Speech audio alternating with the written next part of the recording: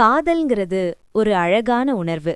ஆனா அந்த காதல்ல உண்மை இல்லாம வெறும் டைம் பாஸுக்காகவோ இல்ல தேவைக்காகவோ ஒருத்தர் நம்மள லவ் பண்ற மாதிரி நடிச்சா அது எவ்ளோ பெரிய வலி. நிறைய பேர் ஏமாண்டதுக்கு அப்புறம் தான் ஃபீல் பண்றாங்க. ஆனா முன்னாடியே சுதாரிச்சுக்க சில அறிகுறிகள் இருக்கு.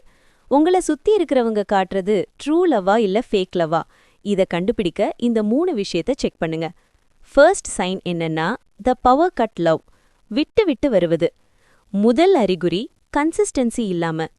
உண்மையான அன்புல சண்டை வந்தாலும் ஒரு அக்கறை இருக்கும்.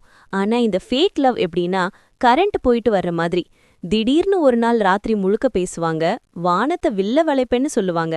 அடுத்த 2 நாள் ஆளையே காணோம். மெசேஜ் பண்ணா ரிப்ளை வராது, கால் பண்ணா பிஸி. ஏன் பேசலன்னு கேட்டா நான் பிஸி, உனக்கு புரியாதுன்னு கோவப்படுவாங்க.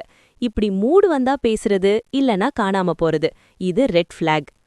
இரண்டாவது சைன் என்னன்னா எல்லாம் அவங்க இஷ்டம்.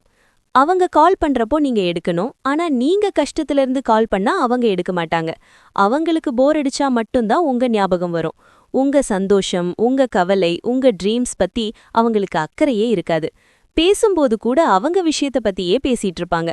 சுருக்கமா சொன்னா, நான் சொல்றப்போ நீ கேளு, ஆனா நீ எதையும் என்கிட்ட சொல்லாத அப்படின்னு இருந்தா பாஸ், நீங்க லவ் பண்ணல, யூஸ் பண்ணப்படுறீங்க. மூணாவது ரொம்ப முக்கியமானது, மறைத்து வைப்பது. உங்கள ஒருத்தர் உண்மையா நேசிச்சா இந்த உலகத்துக்கே சொல்ல ஆசைப்படுவாங்க. இவன் ஏன் ஆளு, இவ என் தேவதைன்னு நண்பர்கள் கிட்ட அறிமுகப்படுத்துவாங்க.